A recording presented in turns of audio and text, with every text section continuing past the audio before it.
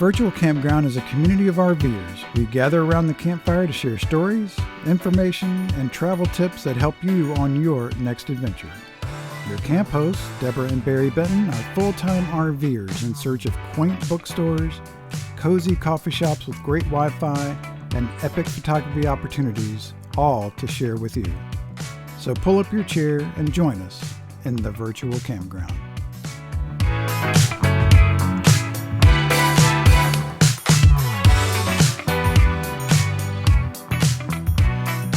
Hey, welcome to the Virtual Campground, Steve. We are so glad you are here. Thanks for joining us. So glad to finally meet you. Yeah, we've been talking for a while, so it's good to finally get you on here.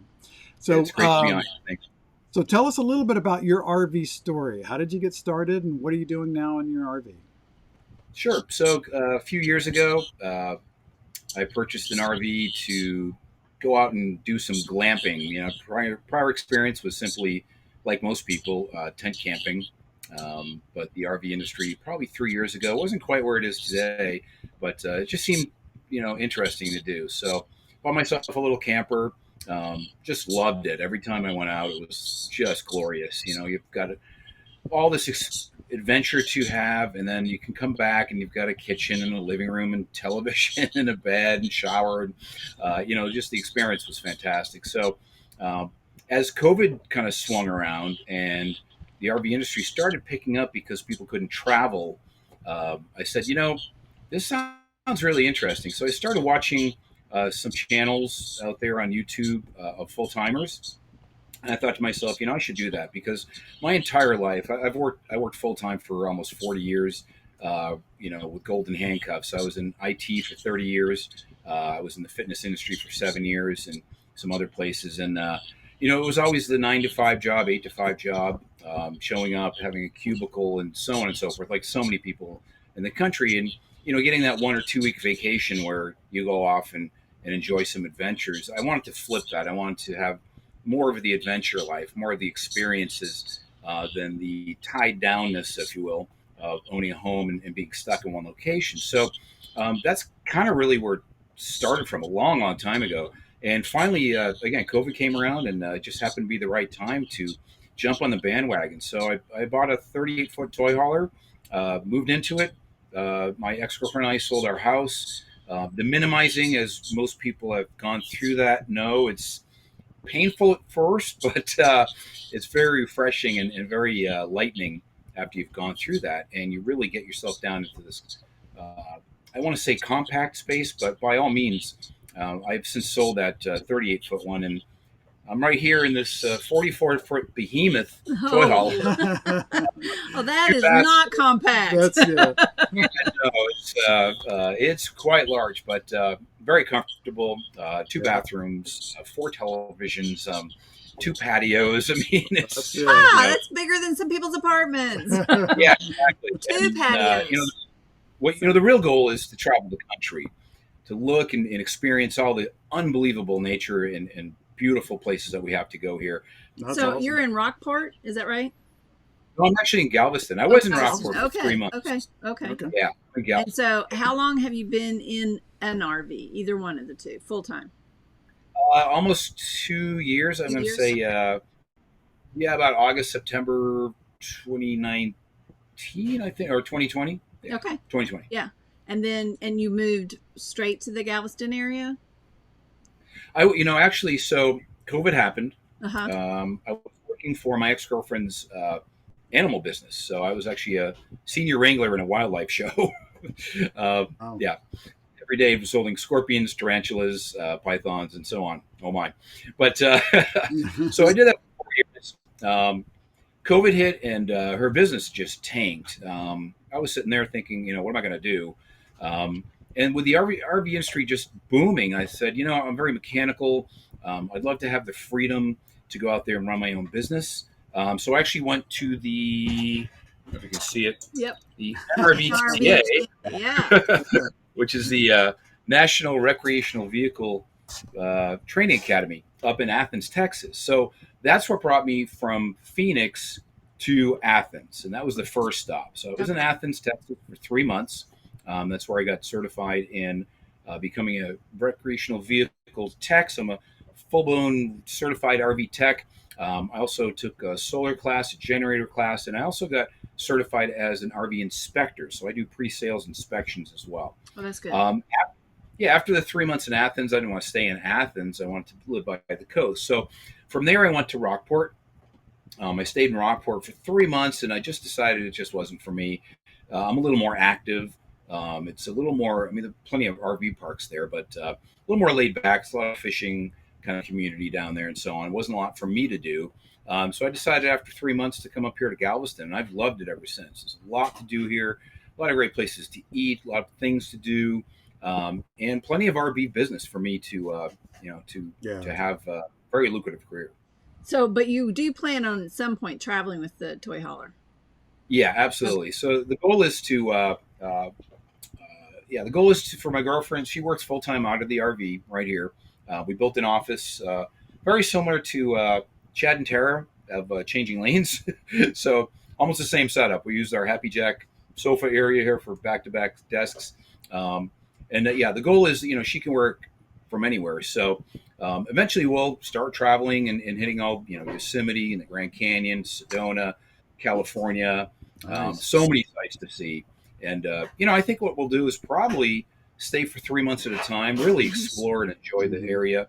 And I could work from anywhere as well. Yeah. Wherever we go, I have signage on my truck. People come to me right now. I'll get 4 or 5 calls just by being in one location. Yeah. Yeah, That's awesome. that's great. Yeah, staying in one place for a while gives you that chance to get people to know you and see that truck more often, and then when something comes up, Right. they can call you. And speaking of the maintenance side of things, can you what are the reasons you get your calls? Could you narrow it down to the top 2 or 3 Yeah. reasons that you get your maintenance or fix them calls? Absolutely. Year round, it'll be pretty much water heaters and water pumps. Seasonally, right now, of course, it's super hot out, so the majority of the calls are air conditioning. In the cooler times of the year, it's usually furnaces. But those are the top things, and of course, year round, it's also refrigerators. So you have refrigerators, water heaters, air conditioning, and furnace, and that's usually the majority of things. That's about 90% of the business right there. Yep. Yeah. Big systems. Yeah. Those are the things that go out. So, Yeah. So just, do you have a tip for people that helps them? Let's take air conditioning, because you're right. Right now, that's what everybody's mind's on, is their air conditioning, that helps them maintain those air conditioners. Absolutely. And it's funny that you say that, because I get a lot of calls from people, and I try. I'm in the business to make money, but I don't need to work that hard or that often to make enough for my minimalistic lifestyle. So I try to help as many people as I can just through phone consultations and try to walk them through things. Air conditioners, it's quite simple. Keep that filter nice and clean. When you've taken the filter out, if you have a ducted system, you should be able to look up inside and see that green evaporator. And on the evaporator, there should be a cable with a little plug on it. That's a freeze sensor. That should be firmly inserted in there. As long as you're okay with that and you clean those filters, there's really not much more than that you can do. If you have a choice, parking under trees or some kind of shade of some sort would make a lot of sense, of course. But, a lot of campgrounds, you're just out in the open. There's not really a lot you can do with that. Yeah, sadly. Yes. Yeah. When we first started RVing, we noticed that our rig was getting pretty warm, and we experimented with putting some of that solar reflectant in our cabinets to see if that would help. Do you have any experience with that, and do you think that really does help? Anecdotally, I've heard that, and in this new rig, we've been in here for 3 months, I think. There's a cabinet over the microwave that if I open it up midday when the sun's hitting it, it just billows heat out of that thing. So I'm thinking of trying that myself, actually. I haven't done it yet, though. Yeah, I'd be interested to see what your thoughts are. It seems to work in the cabinets that we have it. Yeah, because we do have the same thing, the cabinet next to our microwave on that same wall. And I feel like it doesn't let out as much heat as it used to. Yeah. It's hard to say that, but yeah. Yeah. One of the things you can do is just be cognizant of where the sun is and make sure you put your awnings out just to shade as much as you can. Keep that sun off will help. And, funny, just yesterday I saw an RV. First time I've seen this. It was in a park. and he had this, I don't even know what you call it, but it was a cover that went over the entire top of the RV, kind of a cover over the thing. It had plenty of airspace underneath it for the air conditionings to breathe, if you will. But I need to look into that because it looks like a really interesting and very good idea. Yeah. I've seen those advertised. They must be fairly new to the market because I'm not seeing them out in the wild. Kind of like what people put up in playgrounds and things, maybe those big almost triangular tarp things. Yeah, it has to have structure to it, and you tie it down to the sides of the RV so it won't blow away. Awesome. But it looked very interesting. It looks like it would very much help. Interesting. So, Steve, you mentioned that you went to this school and got certified and had some training in some specific things. Obviously, not everyone's going to be able to call you and come visit with you or have you work on the rig. If someone's out there looking for a mobile repair tech, what would you suggest they look for before they actually hire that person? Absolutely. So the school I went to is nationally recognized. I think any graduate from the same school has the same skills, if not better. So if they go to the RVTAA, that's the Recreational Vehicle. I don't remember the rest of the acronyms, to be honest with you. Okay. But RVTAA has a locator, so they can use that site to actually locate a certified tech or a certified inspector. And come up with a list of those people in that area that they're in. So that's probably the best bet to find one. Okay, awesome. That's awesome. And then you also mentioned you do inspections, and that's really to help people. I mean, we certainly did that as well, and recommend to people they get someone like you to inspect it before they buy the rig. And is that what you're doing? Is it actually helping them before they buy it? Yeah, it's a pre-purchase inspection, and it's amazing. I've inspected 15-year-old Class A motorhomes that were pristine, just cherry. And yet a couple months ago, I inspected a 2023 motorhome. It's a Class A toy hauler that was just a mess. Don't see those very often. Yeah, it was an interesting unit for sure. Brand spanking new, a 23 model. And yet this thing was a mess. Wow. Yeah, it was just a manufacturing nightmare, to be honest with you. So my report's 80 to 100 pages. I got 80 to 100 photos in there. It takes me 8 or 9 hours to do this inspection. That's amazing. So it's, it could be compared to a home inspection, but it's so much more. It's so much more detailed. Every square inch of that, every button, every switch, I'm running every mechanical thing. Checking the air conditioning to make sure it's working, checking the furnace, the water pump, making sure nothing's leaking, every single valve, everything on there.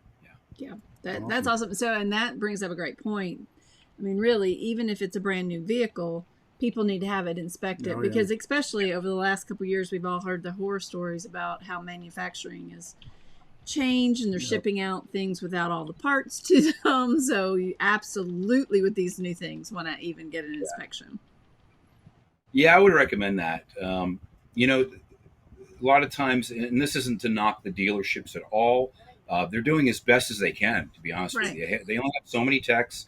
They only have so many techs to do PDI, which is a pre-delivery inspection. And part of that PDI process is to prep that unit the last 10 or 15%. So for instance, that brand new 2023, I couldn't test the microwave because when I opened it up, all the things are still in it, wrapped up as if you had just bought it from a store.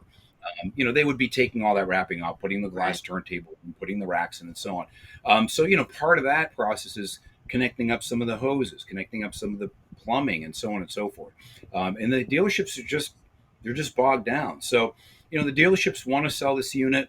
They are good units out there. They just don't have the time to either completely finish them, or the flip side, you get a brand new owner and they take it out their first time and a bunch of things happen. And then they're left to bringing it back to that dealership for, 3 or 4 months later, getting it returned. So it's a tough situation out there right now. I mean, that's really where we come into play, the mobile techs. Yeah.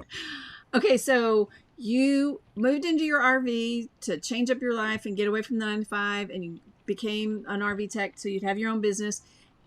How do you balance? Do you still work 40, 50 hours a week, or do you still get to go pursue fun? All right. So the goal was to have fun, right? The goal was to trade things for experiences and adventures, and that's what I've done. And I'm lucky and blessed to live this minimalistic lifestyle. Share expenses with my girlfriend. She does work full time, so she's 9 to 5 Monday through Friday. But I don't.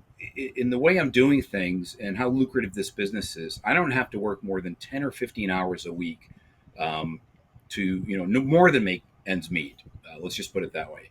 Before I met her and I was on my own, 15 hours a week, and I was doing great. I had more than enough money to, pay the expenses, go out, have adventures, and have experiences, and that's what I was looking for. I didn't want to work so hard at it. Now I've got peers that went to school with me who do have wives and children and homes, and they're still building their careers, and they're in their 30s and 40s. I'm 59 years old. I mean, I'm almost to retirement age. I consider myself semi-retired, and I'm still in the best shape of my life. So, why not go out there, do something physical, something that's challenging. It creates puzzles, which is great. I love puzzles. So I go out there to a new rig or a used rig and try to figure out what's wrong. And so it's entertaining, both, stimulating mentally, but it does give me a lot of freedom. So if I have to work 2 hours one day and then I have the whole rest of the day off, that's a normal day. Awesome. A normal. That's awesome. Okay, so you're living in Galveston, which is a popular place for folks to go at winter. Yes. Tell us some place that somebody has to go to when they're in Galveston. Oh yeah, so Galveston's pretty cool. There's a pier in Galveston, Pleasure Pier, and if you didn't know better, you'd think it was Santa Monica. It's extended out. It's got roller coasters and rides and things like that. So that's a really fun area. There's another place called the Strand, and that's just the street in the downtown area that, again, if you didn't know better, you think you were in New Orleans. It's very much like, the main street in New Orleans with little shops and places to go and a ton of history. And if somebody were to visit Galveston, I would highly recommend that they take one of the zombie tours. And I know it sounds funny, but the zombie tours actually, they tell you all about the history of the hurricanes back in the 1900s and all, what happened and the big families and so on and so forth. So it's really interesting. There's a lot of buildings still downtown that are from way, way back then. Mm-hmm. It's quite a history of pirates here on the island and so on. So it's really kind of fun. Very awesome. Cool. Very cool. Well, thanks for that tip. We might be seeing you. We might be in the Galveston area in December, maybe. Yeah. Yep. Okay, so tell folks where they can find you. Yep. So I'm here in Galveston. So TekRV.com. Or call 520-979-8878. But I'm on Facebook, I'm on Instagram, I'm on LinkedIn. I've got a lot of, I'm on Yelp and the iPhone maps and Google. You can search for me there. So a lot of places to find me. So do they search for TekRV or do they search for your name? They can search for TekRV, TekRV. Okay, Yeah. Perfect. And we'll put that in the show notes as well, so folks will know how to find you.